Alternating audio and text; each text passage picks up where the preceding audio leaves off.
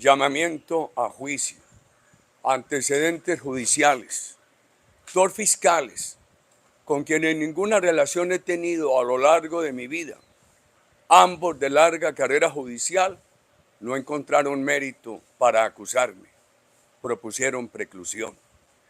Varios procuradores con quienes ninguna relación he tenido apoyaron esas solicitudes de preclusión.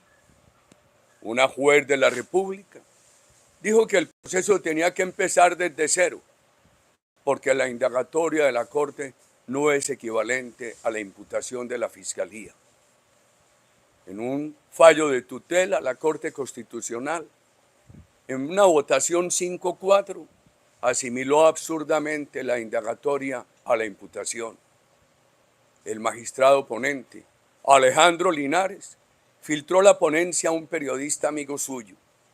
También el magistrado Linares reconoció haber recibido llamada de Juan Manuel Santos cuando se tramitaba el caso.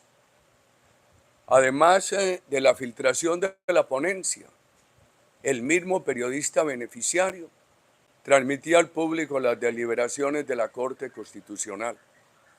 Estas conductas, que violan ampliamente el reglamento de la Corte, le quitan toda la validez moral al fallo de tutela que debió ser anulado. Las diferencias entre la indagatoria y la imputación son muchas. En la indagatoria hay una serie de preguntas. En la imputación presentan los hechos relevantes y las normas jurídicas presuntamente violadas. Animadversión de algunos magistrados en mi contra. Los magistrados José Luis Barceló, Luis Antonio Hernández y Fernando Castro Caballero, al adelantar la investigación en contra de mi persona, negaron a mis abogados la existencia del proceso. Estos magistrados nunca me permitieron versión libre. Conocí el proceso cuando me llamaron a indagatoria. Entre julio de 2018 y agosto de 2020, estuve en libertad cuando, al decir de los magistrados, soy una persona peligrosa para la sociedad. Entre el llamamiento a indagatoria y la indagatoria transcurrieron casi 15 meses, y entre la indagatoria y la medida de privación de la libertad hubo otros 10 meses. Consideraron que yo soy un peligro para la sociedad, pero me tuvieron en libertad todo ese tiempo. Los magistrados Barceló y Hernández, en clara violación a los principios éticos de la justicia, siendo el primero presidente de la Corte, agitaron ampliamente el caso contra mi persona en medios de comunicación. El magistrado Barceló se atrevió a llamar a un programa radial a decir a quienes allí intervenían que yo había renunciado al Senado para evadir la Corte porque ellos me tenían agarrado. Los magistrados Barceló y Hernández agitaron en un programa de televisión de la mayor audiencia el caso contra mi persona. El magistrado Castro Caballero, al terminar su periodo en la Corte, asumió el poder de unas personas que me conocen. Estas personas le dijeron que tenían buen concepto mío, que porque este proceso contra mí, con ligereza contestó que porque yo tenía varios teléfonos. No he tenido sino uno. Los 3 magistrados que adelantaron el proceso contra mí participaron en la elección de los magistrados que me pusieron preso. Hoy, el magistrado Barceló, el ex magistrado Barceló, ante los mismos magistrados que contribuyó a elegir, los que me pusieron preso, según informes de medios de comunicación, defiende políticos. El ejercicio profesional del doctor Barceló como abogado litigante es buscar ante los magistrados que ayudó a elegir la condena de políticos como mi persona y la absolución de otros. En el medio de abogados y la justicia se conoce la animadversión del magistrado Luis Hernández contra mi persona. El magistrado Hernández acaba de terminar su periodo en la Corte y fue promotor de la elección de la nueva fiscal, que se eligió también con el voto del magistrado Hernández. Además, el nuevo fiscal coordinador de fiscales ante la Corte actuaba como magistrado auxiliar del magistrado Luis Hernández. La nueva fiscal general de la Nación, además, ha trabajado muy cercana al ministro de Defensa. Fue su segunda en la misión de Guatemala, que yo critiqué bastante. No obstante mi prudencia, que ha llegado hasta el punto de no mencionar al ministro de Defensa en este tiempo del gobierno Petro, para nadie es un secreto la animadversión del señor ministro contra mi familia y para conmigo. Además de las causales taxativas de impedimentos, también hay causales éticas en las circunstancias políticas de Colombia. El magistrado ponente de mi encarcelamiento, César Reyes, trabajó con el gobierno Santos en el proceso de La Habana, del cual yo fui uno de los más visibles opositores. El día de la indagatoria se jactaba haciendo entrar periodistas a la corte, incluso fotógrafos a la sala donde sucedía la diligencia. El magistrado César Reyes fue compañero de trabajo de la esposa de mi acusador, el senador Cepeda. El magistrado César Reyes fue muy activo para aceptar la recusación contra una magistrada que había sido integrante del ejército, pero nunca tuvo la decencia de revelar sus impedimentos políticos, que claramente son impedimentos éticos. Mi único afán fue buscar la verdad y verificar los informes que me llegaban de manipulaciones de políticos para afectar mi reputación. El famoso testigo Monsalve, puesto preso y condenado por la justicia por secuestro y otros delitos durante el gobierno que presidí, dio la declaración al senador Cepeda en contra de mi hermano y de mi persona, 14 años después de haber terminado mi periodo como gobernador de Antioquia. En otro proceso dijo que no me conocía y además nada declaró en mi contra. Otro testigo, Alberto Guerrero, alias Pepintá, puesto preso y condenado por la justicia durante el gobierno que presidí, también le declaró al senador Cepeda. Expresó ante la fiscalía que lo que sabía de mí era por rumores que había escuchado. Es evidente la amistad del senador Cepeda con el testigo Monsalve. Por lo menos están en evidencia 7 reuniones entre ambos. Además está probado y no refutado que el senador Cepeda intervino para que al testigo Monsalve no lo trasladaran a la cárcel de Valledupar. Prueba de que nunca tuve interés en buscar al testigo Monsalve es que entre 2011, cuando le dio esa declaración al senador Cepeda, y 2018, nadie lo buscó en mi nombre. Cuando en 2018 fue informado de que ese testigo se quejaba de haber mentido contra mi hermano y contra mí, pedí al abogado Cadena que verificara esto. Como lo he dicho a lo largo de estos años, lo único que hice fue buscar que se verificaran las informaciones que me llegaban de acciones en contra de mi reputación. La Corte ordenó interceptar el teléfono de otra persona, pero interceptaron el mío. Ya tarde aceptaron el error y me desconectaron. Es clara la premeditación para interceptar mi teléfono. ¿Cómo lo acredita? Que después de que el operador dijo que aparecía la voz mía y no la de la persona cuya interceptación ordenaron, la Corte ordenó que continuara. Esto es premeditación. Unas interceptaciones ilegales a mi teléfono no han tenido ningún efecto frente a los magistrados que las ordenaron y mantuvieron. Todas las pruebas que se recaudaron se enviaban a la Corte sin modificaciones y sin ediciones. Incluso para que no hubiera modificaciones, se mandaban las que estaban en manuscritos. Sin embargo, la Corte presumió que eso se le mandaba para inducirla a engaño. Siempre pedí la verdad. Nunca pedí mentir ni callar. El pedido de verdad, que obra reiteradamente en las intervenciones, en las comunicaciones ilegalmente interceptadas, llevó a la Corte a presumir que eso era una apariencia de mi parte, una simulación.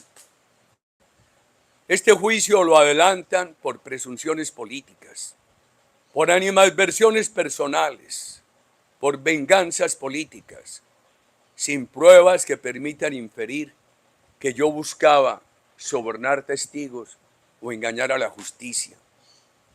Jamás se me ocurrió llamar al magistrado Álvaro Hernán Prada, entonces representante a la Cámara, para que me ayudara en este caso. A él lo abordaron en Neiva con una razón del testigo Monsalve. Inclusive en esta etapa, en la actual etapa, mi defensa presentó sábanas de llamadas telefónicas que indican que tampoco de mi oficina del Senado lo habrían llamado.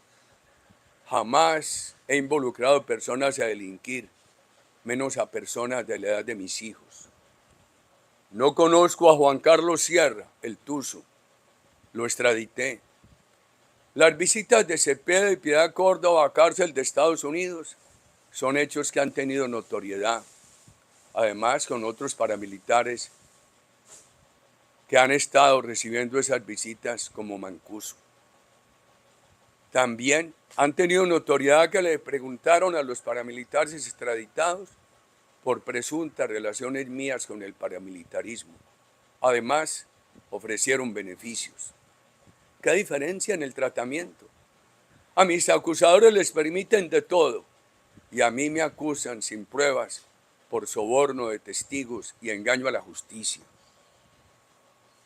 Ha quedado claro en este proceso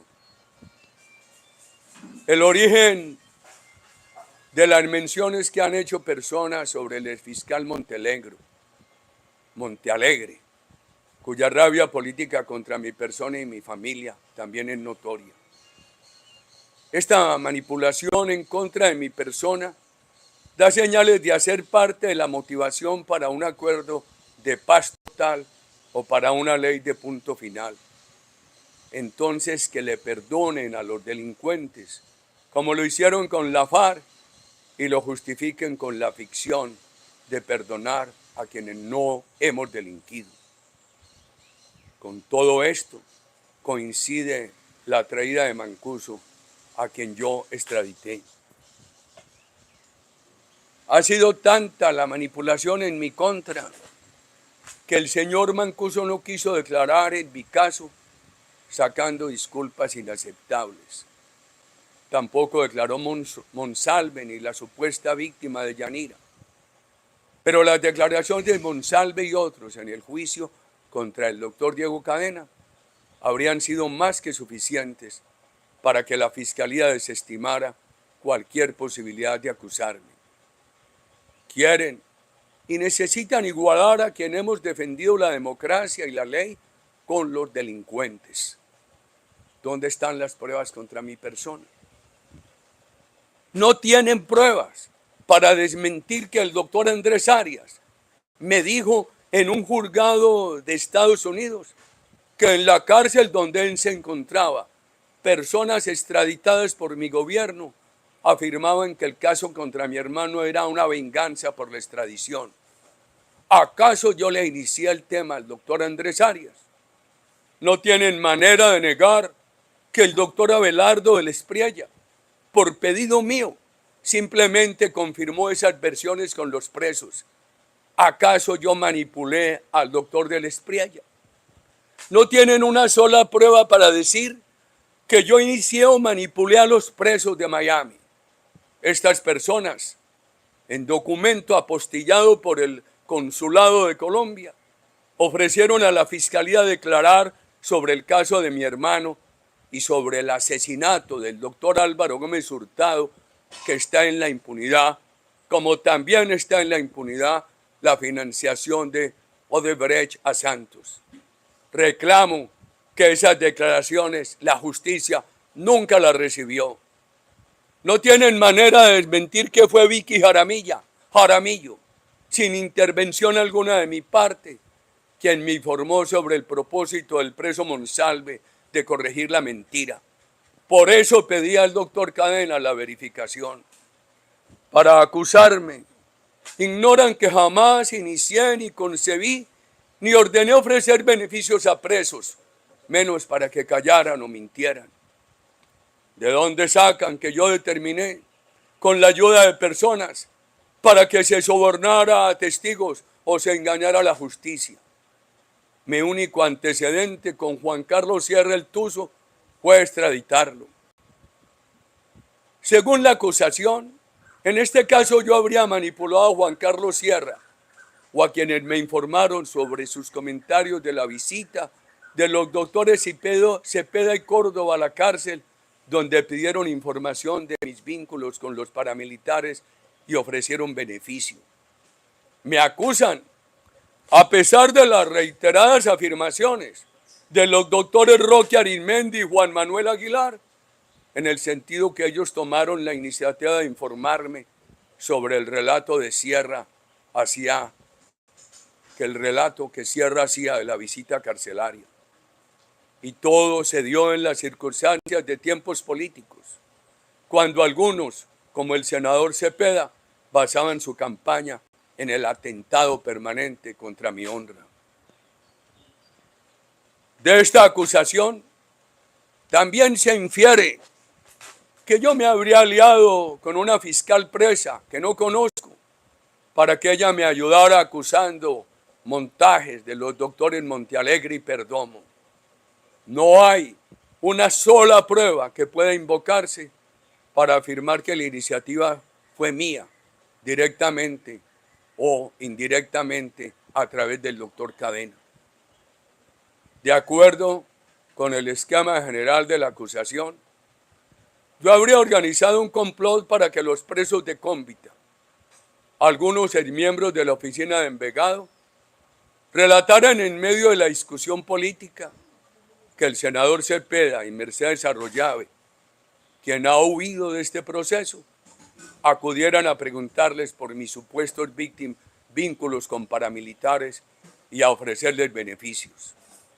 Además, los presos aclararon que le solicitaron la reunión para indagar sobre unas fosas y el objetivo de la reunión, ya en ella, fue indagar por los presuntos vínculos de mi hermano y de mi persona con el paramilitarismo y les ofrecieron beneficios.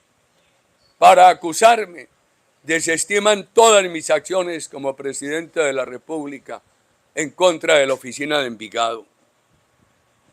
¿Acaso yo me inventé la presencia del reinsertado Mosquera en Pacho, Cundinamarca, donde me dijo que el senador Cepeda y el hoy ministro Iván Velázquez lo habrían abordado para preguntarle por mis vínculos con paramilitares? La acusación que me hacen se somete, simplemente copia la providencia del magistrado Reyes, quien supone contra la evidencia que al pedir yo que todo lo recaudado se enviara a la corte, lo que pretendía era engañar a la justicia. ¿Significa esto que yo habría tenido que guardar todo el acervo probatorio, que no debí mandarlo a la corte, la institución competente para examinarlo? La acusación se suma a los magistrados que consideraron que yo carezco del derecho a defender mi honra, que si lo hago soborno testigos y engaño a la justicia.